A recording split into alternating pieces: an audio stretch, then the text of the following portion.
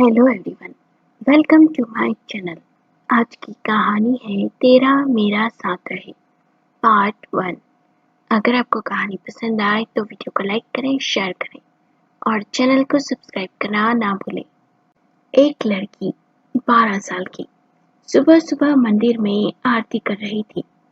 उस लड़की का नाम था मधु। मधु एक सीधे साधे गरीब घर की लड़की थी। मधु पास ही के सरकारी स्कूल में पढ़ने जाती थी। वो बचपन से ही अपने माता पिता को पूजा पाठ करते देखती। मधु के पिताजी गांव के छोटे से मंदिर के पुजारी थे। माँ और पिताजी सुबह जल्दी उठ मंदिर की पूजा पाठ साफ सफाई करते। मधु जब समझदार हुई तब भी वो अपने माता पिता के देखा देखी पूजा पाठ साफ सफाई करने लगी। मधु बहुत ही अच्छा भजन भी गाती थी। मधु शिव जी की बहुत बड़ी भक्त थी। सोमवार का उपवास भी करती, पूरे मन से उनकी सेवा करती। मधु अब 12वीं में आ गई। मधु के पिताजी उसकी शादी करना चाहते थे। उनकी बिरादरी में कम उम्र में ही बेटी की शादी कर दी जाती थी। वे उसके लिए लड़का देखने लगे। उसके पिता एक तो गरीब और ऊपर से मंदिर के पुजारी, ज्यादा दहेज देने की उनकी हैसियत नहीं थी। इसलिए बहुत से लड़के वाले आकर मधु को देखते, पसंद भी करते, पर हाँ नहीं करते। देखते देखते 2 साल बीत गए। मधु के पिता बेहद ही परेशान रहने लगे और माँ को भी अब चिंता सताने लगी। मधु अपने माता पिता को परेशान नहीं देख सकती थी।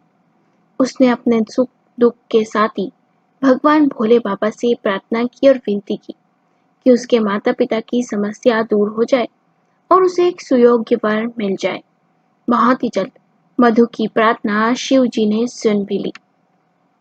नरेश नाम के लड़के का रिश्ता मधु की मौसी उसके लिए लाई थी। नरेश के घर में रहते हैं उसके पिता मुकुंद, माता सावित्री जी, बड़ी बहू कमला, बड़ा बेटा पुरुषोत्तम और कमला पुरुषोत्तम की 1 साल की बेटी सोनू। नरेश एक मिडिल क्लास परिवार से था। बड़ा भाई पुरुषोत्तम किसी नामी कॉलेज में प्रोफेसर था। नरेश ने ग्रेजुएशन किया हुआ था और उसके बाद उसने 1 साल तक बहुत नौकरी की तलाश की, पर किसी बड़ी कंपनी में बात नहीं बनी। बेरोजगार बैठने से अच्छा था कि किसी छोटी सी कंपनी में नौकरी कर ली जाए। नरेश की तनख्वाह सिर्फ 8,000 रुपये महीना थी। नरेश के लिए उसके माता पिता ने एक से बढ़कर एक रिश्ते देखे, पर उसकी तनख्वाह सुन अधिकतर लोगों ने ना में ही जवाब दिए। सावित्री को अपने बेटे की चिंता सताने लगी, क्योंकि नरेश दिखने में औसत ही था। एक माँ का ख्वाब था कि बड़ी बहू कमला की तरह ही संपन्न घराने की लड़की आए जो बहुत सारा दहेज लेकर आए। नरेश और उसका परिवार मधु को देखने गया। नरेश और उसके पिता को मधु पहली ही नजर में पसंद आ गई, पर सावित्री को फूटी आंख नहीं सुहाई। मधु के माता पिता और मधु को भी नरेश पसंद था। सावित्री ने मुकुंद से कहा, लड़की तो ठीक ठाक ही है, पर गरीब है, क्या दहेज देगा उसका बाप। अपनी बेटी को रहने दो जी, मुझे ये रिश्ता मंजूर नहीं। मुकुंद ने कहा, क्या दहेज का रोना लेकर बैठी हो? नरेश को देखा है? उसकी नौकरी कौन सी बहुत अच्छी है। लड़की तो मुझे बहुत ही अच्छी लगी। सावित्री ने कहा, मैं चाहती थी कि नरेश की शादी अच्छे घर में हो, लड़की बड़ी बहू की तरह दहेज लाए। मुझे ये रिश्ता मंजूर नहीं। मुकुंद ने कहा, देखो, पहले ही हम बहुत सी लड़कियां देख चुके हैं।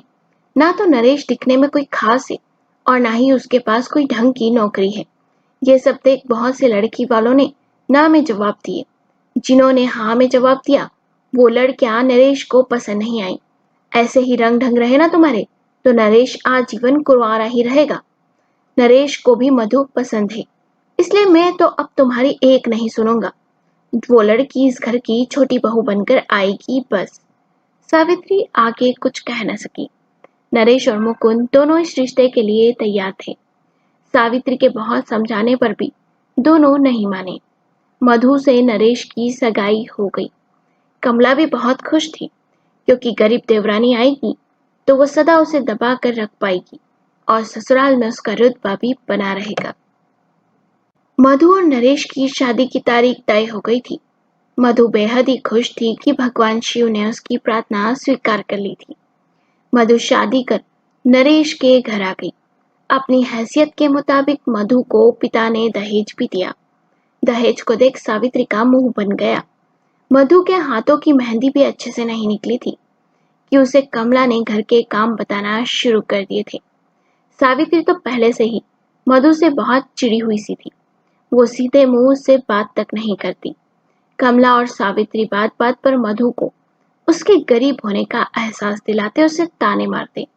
कमला अब घर की महारानी बन गई थी और मधु की औकात घर में एक नौकरानी जैसी ही रह गई थी। सारा दिन मधु घर के काम करती, पर फिर भी कमला और सावित्री से उसे प्यार के दो बोल भी सुनने को नहीं मिलते। ऊपर से उसके किए गए काम में कई तरह की गलतियां भी निकाली जाती, वो अलग। ससुराल आने के बाद भी शिव भक्त मधु का अपने प्रभु से प्रेम कम न हुआ। मधु रोज घर के पास वाले छोटे से शिव मंदिर जाती, वहां की साफ सफाई करती, पूजा करती, पर यह सब भी सावित्री और कमला से बर्दाश्त नहीं होता। सावित्री कहती, ये सब पूजा पाठ भूल जा। इतनी देर तक पूजा पाठ करेगी तो घर के काम क्या तेरी माँ करेगी? कमला भी कहती, बड़ी आई शिव भक्त, ये सब काम से जी चुराने के बहाने ही। मधु का हर सोमवार उपवास होता, तो भी बेचारी बिना कुछ खाए सबका खाना बनाती, घर के काम करती। मधु उपवास वाले दिन सिर्फ दूध, फल, मीठा ही खाती, नमक या खाना नहीं खाती थी। जब मधु फल, दूध या अपने लिए हलवा बनाती, तो सावित्री उससे कहती, ये सब चटोरी जीबान के छटकारे हैं। उपवास के बहाने हलवा फल खाने को चाहिए। तेरे बाप ने भी खाए हैं कभी ये सब फल मेवे? कमला भी अपनी सास की हाँ में हाँ मिलाती और चार बातें और मधु को सुना देती। बेचारे मधु सुबह जल्दी उठ मंदिर जाती, पूजा पाठ करती, जिससे घर के काम समय पर हो और सास और जेठानी नाराज ना हो। सोमवार को आधा पेट पानी पीकर ही भर लेती। बेचारी मधु का दिल छलनी हो जाया करता था, पर नरेश का प्यार पाकर उसके मन को सुकून मिलता। ससुर मुकुंद भी मधु को बेटी की तरह प्यार देते। नरेश मधु के कष्टों से अनजान नहीं था। उसने कई बार अपनी माँ से इस बारे में बात की, पर हर बार सावित्री ने यही कहा कि बेटा, तो इन सब मामलों में मत पड़। ये घर गृहस्थी के मामले हम महिलाओं पर ही छोड़ दे तो अच्छा होगा। मुकुंद ने भी कई बार सावित्री और कमला को समझाने की कोशिश की, पर दोनों औंधे घड़े के समान थी। उन पर कोई असर ही नहीं होता। मधु दिन रात भोले बाबा से यही प्रार्थना करती कि उसके सभी कष्ट दूर हो जाए। 6 महीने का समय बीत गया। एक दिन नरेश ऑफिस से घर आया। वो बहुत ही खुश था। उसने बताया कि उसकी बहुत बड़ी कंपनी में नौकरी लग गई है, बहुत ही अच्छी तनख्वाह भी है। ये सुन सब बहुत खुश हुए, पर कमला को खुशी नहीं हुई। मुकुंद ने सावित्री से कहा, देखा बहू के कदम कितने शुभ हैं। ये सुन मधु ने कहा, बाबूजी, ये सब भोले बाबा का आशीर्वाद है। मुकुंद को ये सुन बेहद ही अच्छा लगा और सावित्री से बोला, सच में हम बहुत ही खुशकिस्मत है जो मधु जैसी बहू हमें मिली। ये सुन सावित्री ने कहा, खुशकिस्मत नहीं, बदकिस्मत है जो ये भिकारन और जोगन हमारे बेटे को मिली।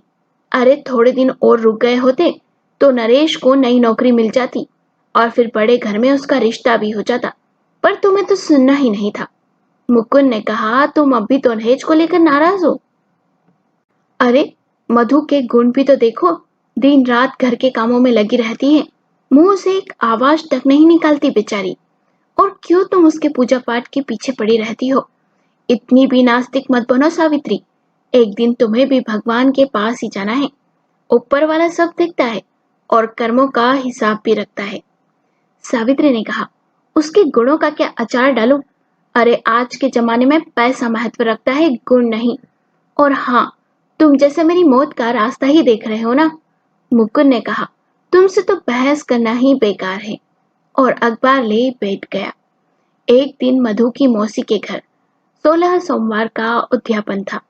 मौसी ने मधु को पूरे परिवार को आमंत्रित किया और सावित्री को भी फोन कर अलग से आने को कहा। सावित्री का मन तो नहीं था, पर लजीज पकवानों के विचारों ने उसको जाने पर मजबूर कर दिया। सावित्री जब मधु की मौसी के यहाँ गई तो उनका घर शानो शौकत देख हैरान थी। बातों बातों में मधु की मौसी ने सावित्री से कहा, बहन जी, कोई अच्छा लड़का हो आपकी नजर में तो हमारी बेटी पूजा के लिए जरूर बताइएगा। बेचारी शादी के 1 साल बाद ही विधवा हो गई। सावित्री ने कहा, यदि कोई अच्छा लड़का होगा तो जरूर बताऊंगी। पूजा मधु की मौसी की इकलौती लड़की थी और पूजा के पिताजी यानी मधु के मौसा जी जमींदार थे। अच्छे खासे खेत खलियान जमीनें सब कुछ था उनके पास। सावित्री ने मन ही मन सोचा, एक मधु की माँ है जो भिखारन है और एक इसकी मौसी जो कितने ठाट बाट से जी रही है। कर्म ही फूट गए मेरे तो। समय बीता, शादी को 2 साल हो गए थे। नरेश तरक्की की सीढ़ियां चढ़ते जा रहा था और सावित्री मन ही मन कुड़े जा रही थी और बेचारी मधु सावित्री और कमला के अत्याचार सहती जा रही थी। शादी को 2 साल होने आ गए थे। मधु माँ नहीं बनी। नरेश और मधु ने बहुत कोशिश की कि उनके आंगन में किलकारी गूंजे, पर मधु माँ नहीं बन सकी। नरेश ने सोचा क्यों न मधु को डॉक्टर को दिखा दिया जाए। जब ये बात सावित्री को पता चली तो कोहराम मच गया। गुस्से से बोली, अब इस काम में भी पैसा लगाना पड़ेगा। अरे बाप ने तो कुछ दिया नहीं और हमें ही लूटी जा रही है। कोई जरूरत नहीं है इस बांझ को अस्पताल ले जाने की। नरेश ने कहा, माँ कैसी बात कर रही हो, मधु कोई बांझ नहीं है। हम तो बस चेकअप करवाने जा रहे हैं कि समस्या क्या है। सावित्री ने कहा, इस कल की आई लड़की के लिए तो अपनी माँ से बहस कर रहा है। जोरू का गुलाम बन गया है तो इलाज ही करवाना है ना, तो इसके बाप से कहे कि रुपये देगा, यहाँ कोई पैसे का पेड़ नहीं लगा है। मुकुंद ने कहा, सावित्री वो तुम्हारी बहू है, उससे तमीज से बात करो। और नरेश तू जा, बहू को डॉक्टर को दिखा ला। तभी सावित्री ने चिल्लाकर मुकुंद से कहा, आपने ये शादी मेरी मर्जी के खिलाफ की। मैं इसे कभी भी अपनी बहू नहीं मानूंगी। और नरेश तू भी सुन ले, अगर एक कदम भी घर से बाहर निकाला ना इस बांझ के लिए तो तू मेरा मरा हुआ मुंह देखेगा। ये सब सुन मधु की जेठानी कमला मनी मन बहुत खुश हो रही थी कि चलो देवरानी तो बांझ है, अब सास ससुर की जमीन जायदाद मेरे बच्चों को ही मिलेगी। नरेश के सहने की सीमा अब समाप्त हो चुकी थी। उसने सावित्री से गुस्से से कहा, माँ यदि तुम्हारा यही फैसला है तो सुन लो, अब मैं और मधु हम दोनों इस घर में नहीं रहेंगे। हम ये घर छोड़ चले जाएंगे। सावित्री और गुस्से से कहती है, जा अभी जा और सामान बांध और निकल जा इस घर से। न जाने इस जोगन ने क्या जादू कर दिया है दोनों बाप बेटे पर। कमला का पति पुरुषोत्तम यानी कि नरेश का भाई और मधु का जेठ इस मामले में अपनी माँ को समझाना चाहता था, पर कमला ने उसे आंख दिखाकर चुप रहने को कह दिया। पुरुषोत्तम अपनी पत्नी का गुलाम था, उसी के इशारों पर नाचता, इसीलिए चुप रहा। नरेश ने मधु का हाथ पकड़ा और कहा, चलो मधु, अब हम यहाँ नहीं रहेंगे। मधु ने नरेश से कहा, नहीं नरेश, हम ये घर छोड़ कहीं नहीं जाएंगे। मैं तुम्हें तुम्हारे परिवार से अलग नहीं करना चाहती। मैं नहीं चाहती कि मेरी वजह से परिवार टूटे। आप माँ जी की बात मान लीजिए, मुझे डॉक्टर के पास नहीं जाना। कुन ने कहा, देखा, देख लिया सावित्री, मधु खरा सोना है, उसकी कदर करो। सावित्री ने मुंह फेर लिया। नरेश ने मधु को बहुत समझाया पर वो नहीं मानी। मधु उदास और परेशान सी रहने लगी थी। मधु को परेशान देख नरेश ने कहा, ऐसा करो, तुम कुछ दिन अपने मायके हो आओ, तुम्हें अच्छा लगेगा और मन भी बहल जाएगा।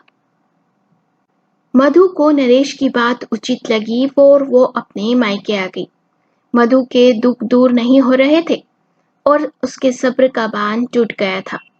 वो बहुत रोती, भोले बाबा से प्रार्थना करती। मधु को मायके आए 15 दिन से ज्यादा हो गए थे। नरेश उससे रोज फोन पर बातें करता, पर जब भी मधु पूछती कि मुझे लेने कब आओगे, तो नरेश बहाने बनाकर टाल देता। मधु को लगने लगा था कि नरेश भी अब उससे पल्ला झाड़ना चाहता है। यह सब सोच मधु बहुत रोती। मधु बहुत ही दुखी थी। रोज मंदिर जाकर भगवान शिव जी से प्रार्थना करती, वहां घंटों उनके पास बैठी रहती। एक दिन नरेश ने मधु को कॉल किया। नरेश ने मधु से हालचाल पूछे, बहुत सी बातें भी की, पर जब मधु ने पूछा कि तुम मुझे लेने कब आओगे, तो नरेश फिर चुप हो गया। अब मधु से नरेश की ये चुप भी बर्दाश्त नहीं हो रही थी, इसलिए मधु ने साफ शब्दों में ही पूछ लिया, नरेश, आखिरकार बात क्या है? इतने दिन हो गए तुम मुझे लेने क्यों नहीं आ रहे? नरेश फिर भी चुप रहा। मधु ने फिर से नरेश से पूछा, क्या बात है नरेश? तुम भी मुझे बांझ समझ मुझसे दूर जाना चाहते हो क्या? कहते हुए मधु रोने लगी। नरेश की आवाज में एक नमी सी थी। नरेश ने कहा, मधु रो मत, मैं सपने में भी ऐसा नहीं सोच सकता। बहुत चाहता हूँ तुम्हें। दरअसल ये सब बताकर मैं तुम्हें परेशान नहीं करना चाहता था, इसलिए चुप हो जाता हूँ, पर मैं तुम्हें और दुख नहीं दे सकता। सुनो, तुम्हारे जाने के 10 दिन बाद रविवार का दिन था। मैं जल्दी उठ तैयार हो गया, तुम्हें मायके लेने आने ही वाला था। मैं तुम्हें सरप्राइज देना चाहता था। जब माँ को पता चला मैं तुम्हें लेने जा रहा हूँ, तो उन्होंने मुझसे कहा, कोई जरूरत नहीं है उस बांझ को उसके मायके लेने जाने की, पड़े रहने दे उसे वहीं उसके मायके में। मैंने कहा, माँ, मधु बांझ नहीं है, उसे आप बांझ मत कहो। माँ ने कहा, वाह, तू तो अपनी जोरू के रंग में रंग गया नरेश, उसका पक्ष ले रहा है। मैंने माँ से कहा, माँ, मैं उसका नहीं, सच का पक्ष ले रहा हूँ, और सच ये है कि अभी ये नहीं पता कि कमी किस में है।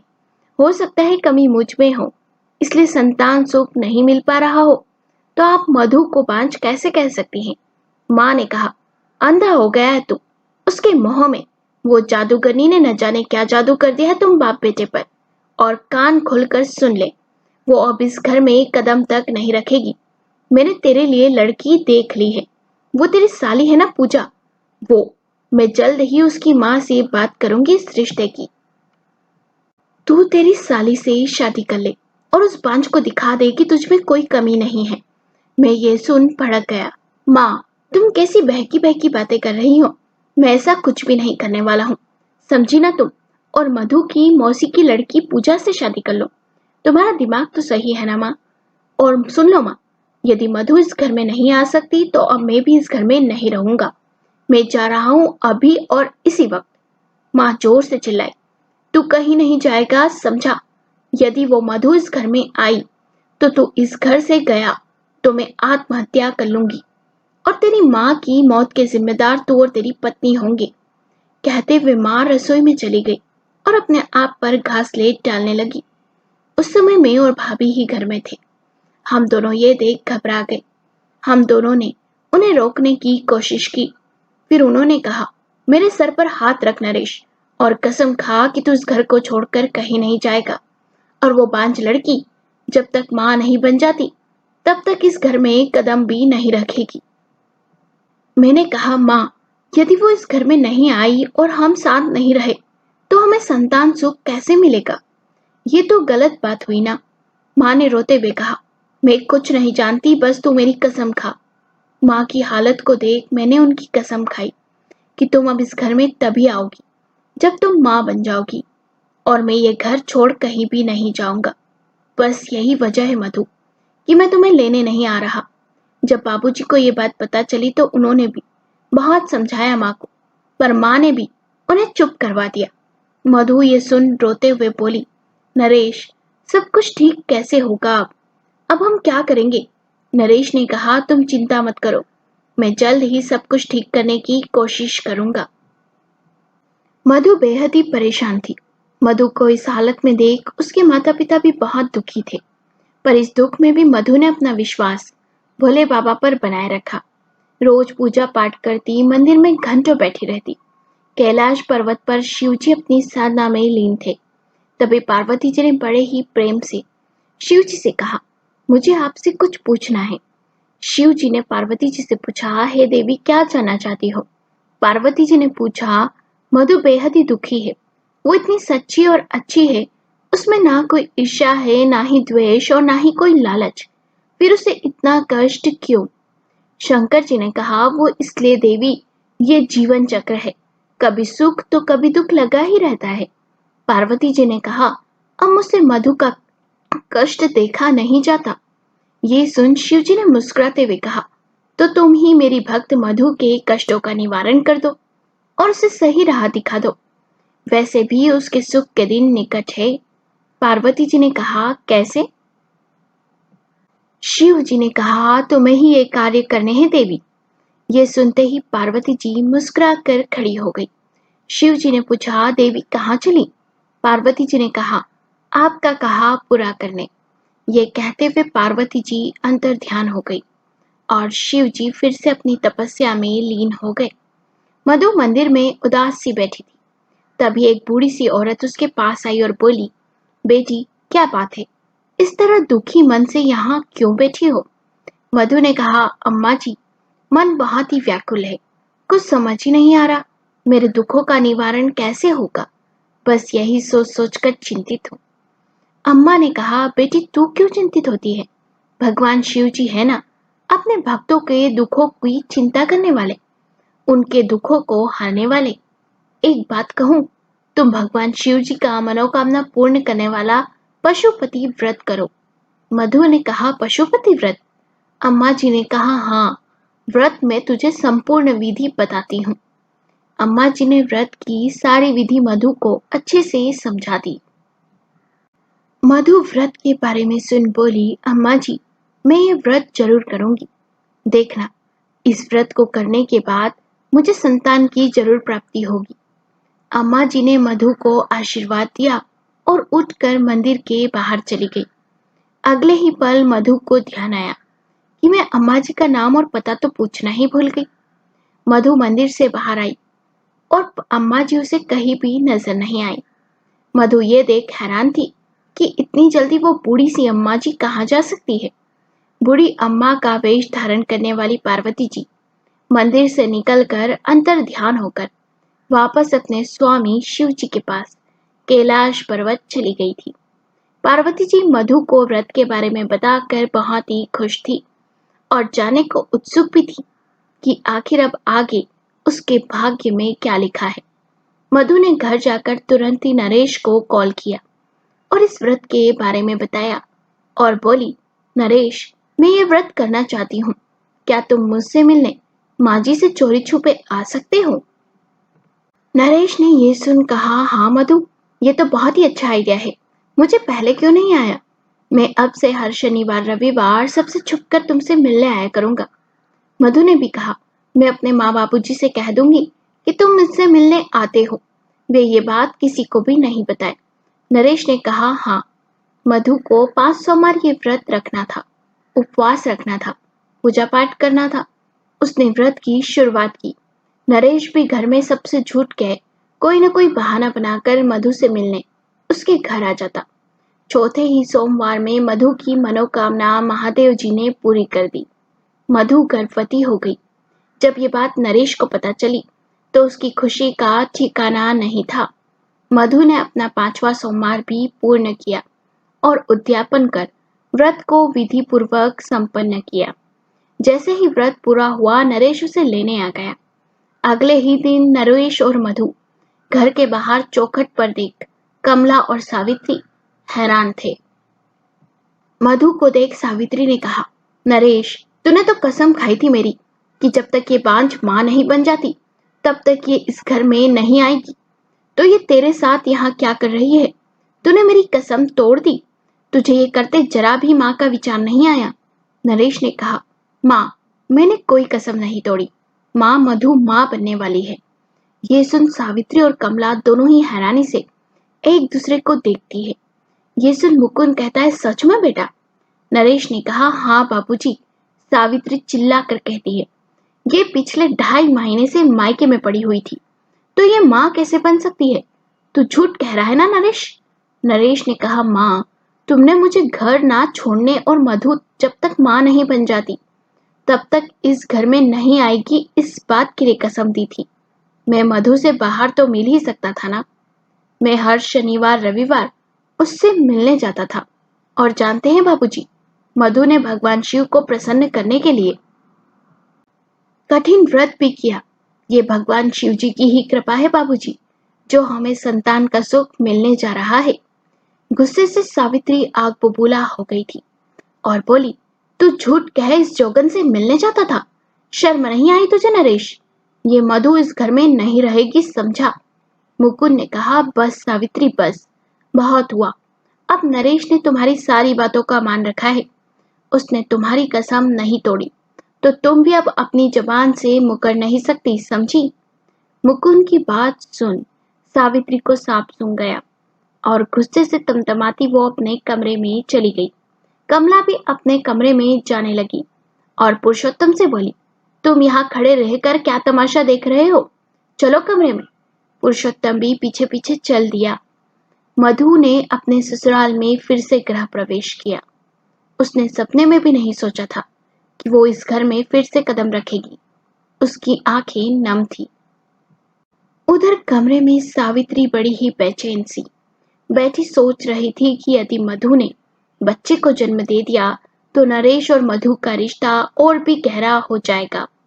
फिर तो मधु इस घर से कभी नहीं जाएगी और मेरा नरेश के लिए संपन्न घर की लड़की लाने का सपना बस सपना ही रह जाएगा। कमला भी बहुत बेचैन थी। सोचने लगी, यदि मधु ने लड़के को जन्म दे दिया तो घर में उसकी पूछ परख बढ़ जाएगी और मेरा दबदबा कम हो जाएगा। कहीं माँ जी ने भी पोते का मोह में आकर मधु को स्वीकार कर लिया तो इस मधु का तो कुछ करना ही पड़ेगा।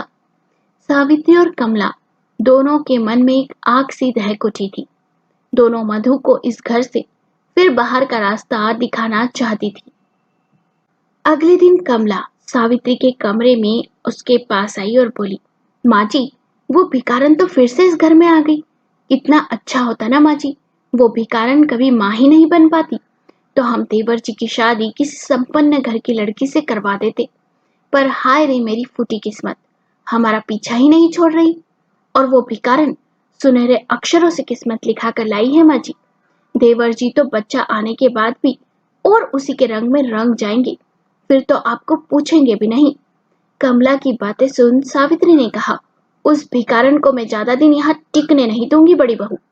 बस कुछ महीने हमें चुप रहना होगा, जिससे घर में सभी को लगे कि हम बदल गए हैं।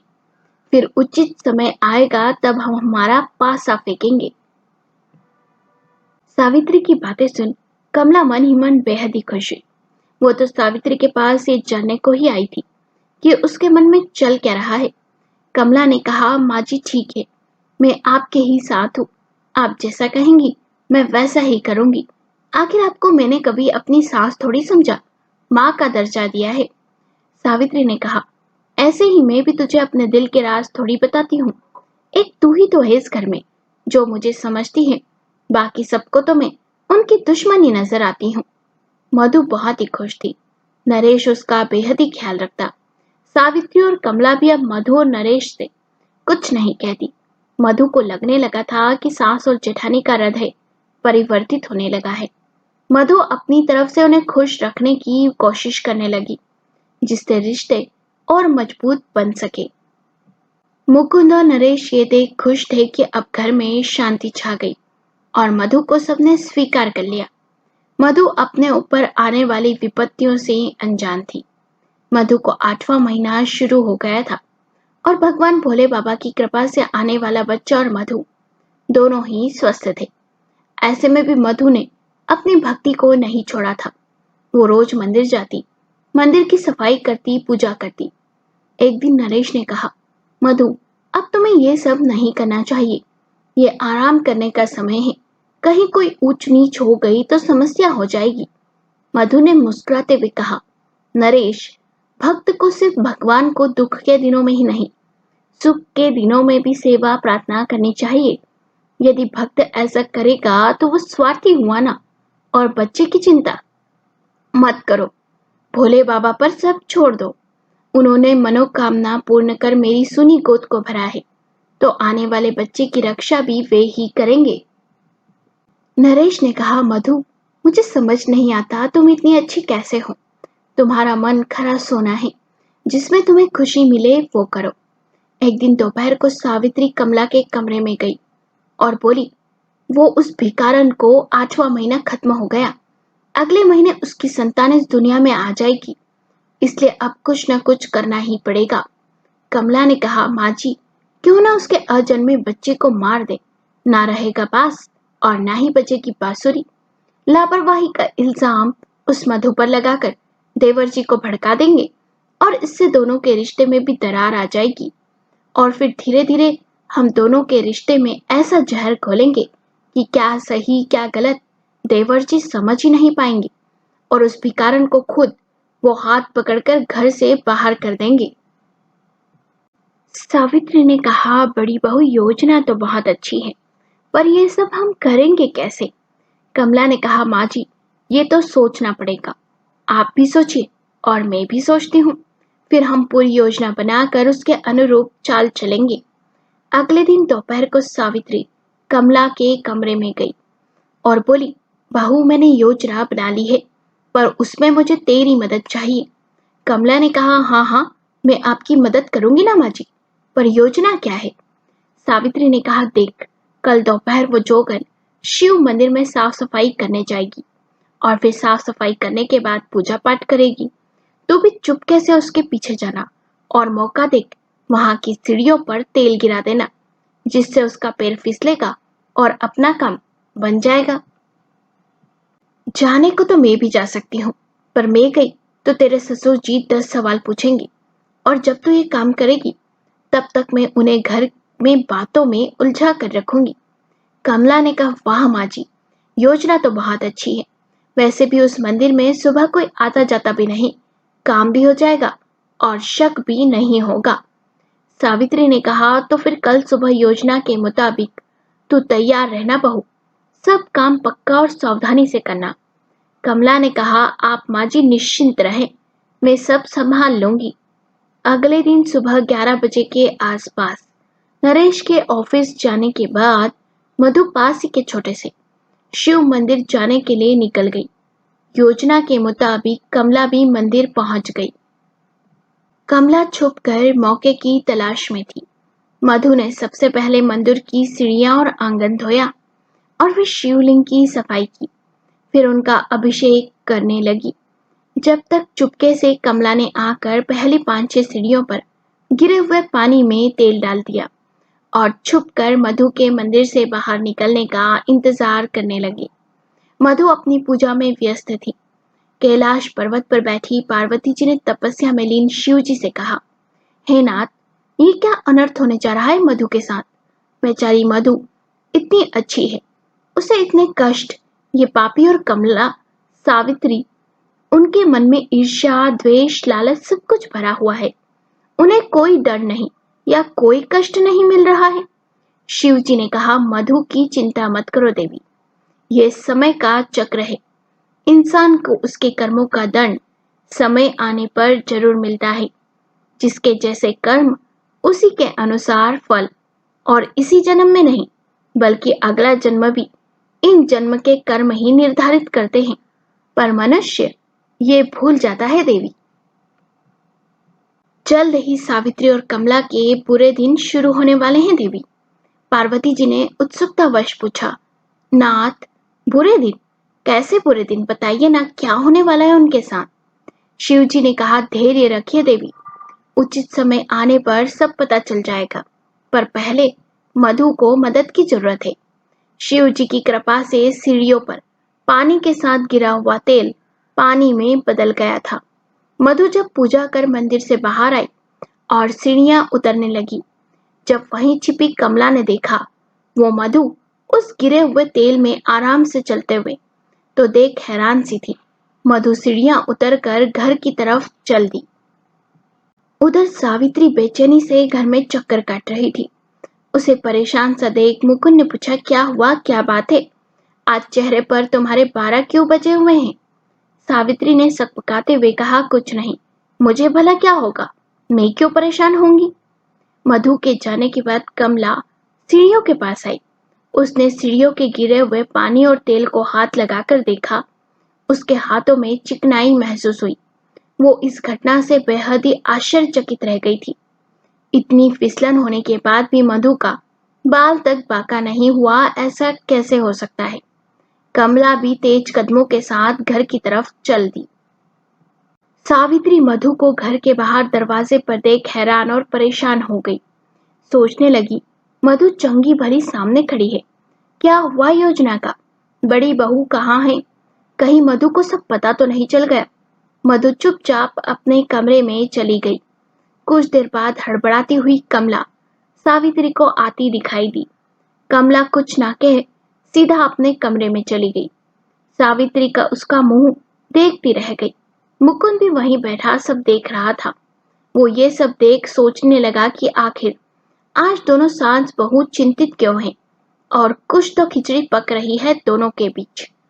सावित्री भी उत्सुकतावश कमला के पीछे उसके कमरे में चली गई और कमरे में जाते ही सावित्री ने कमला से पूछा, क्या हुआ वहां मंदिर में? तूने काम किया या नहीं? कमला ने हड़बड़ाते हुए कहा, माँ जी, ये मधु तो जादूगरनी निकली। मैंने मंदिर की सीढ़ियों पर गिरे हुए पानी में बहुत सारा तेल डाल दिया था, पर वहां सीढ़ियों पर गिरे हुए तेल में वो ऐसे चल रही थी जैसे सूखी हुई जमीन पर चल रही हो। सावित्री ने कहा, ऐसा कैसे हो सकता है? हमारी ये योजना तो असफल हो गई।